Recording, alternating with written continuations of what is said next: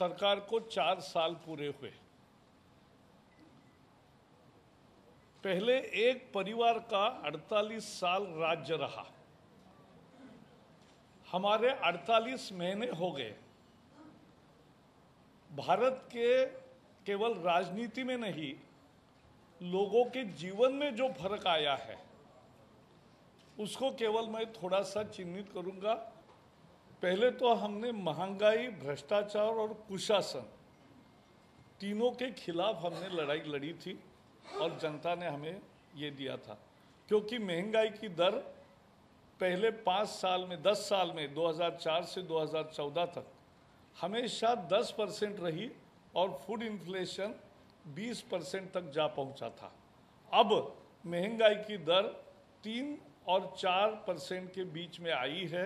ये महंगाई पर पहला लगाम है। दूसरा, पेट्रोल के प्राइस ये अंतर्राष्ट्रीय बाजार में तय होते हैं। पेट्रोल का डीरेगुलाइजेशन यूपीए के ज़माने में हुआ, डीजल का डीरेगुलाइजेशन हमारे ज़माने में हुआ और उसके कारण हमें प्राइसेस कंपनियां अंतर्राष्ट्रीय बाजार के तहत तय करती है।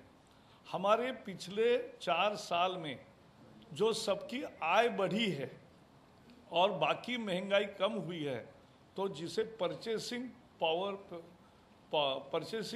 पैरिटी बोलते हैं, परचेसिंग पावर पैरिटी, उसमें ये देखना चाहिए उस परिप्रेक्ष्य से।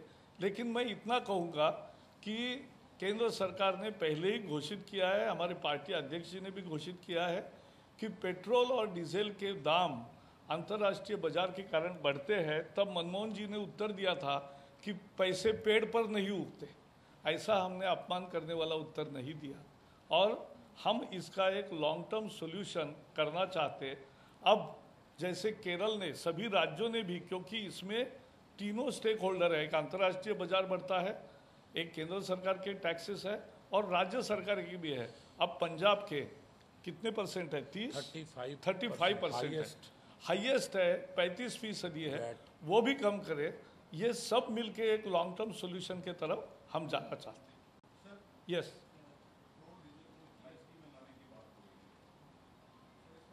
जीएसटी में पेट्रोल या डीजल आने का, अरे ये लोग क्यों नहीं समझते बाबा? कैमरा देख रहा है तो आप बीच में मत जाओ ना। तो पेट्रोल डीजल का जीएसटी में लाना, ये एक केंद्र सरकार निर्णय नहीं करता, सभी वित्त मंत्री इकट्ठा बैठते हैं, तो ये निर्णय उनको करना चाहिए। तो जीएसटी में आएगा नहीं आएगा, ये सभी राज्य के वित्त मंत्रियों पर निर्भर है।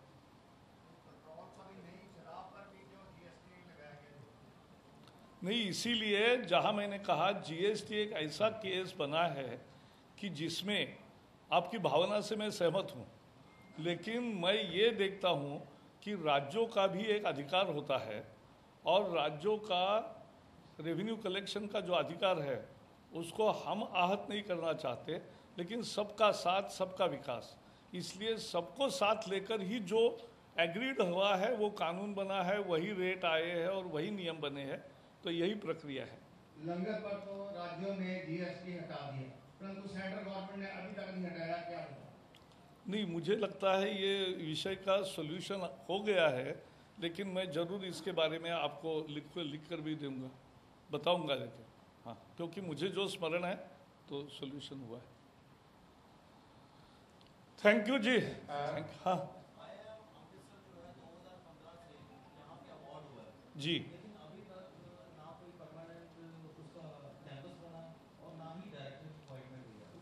नहीं, डायरेक्टर की अपॉइंटमेंट जल्दी होगी और आईआईएम अमृतसर का काम ठीक चल रहा है, प्लेसमेंट भी अच्छी हुई है, लेकिन और अच्छा काम कैसे हो इसके बारे में मैं अलग से, क्योंकि यहाँ आईआईटी रोपड़ का भी मुद्दा है और ये दोनों संस्थाओं को भेंट देने के लिए मैं एक दिन अलग से आऊँगा अगले महीने में।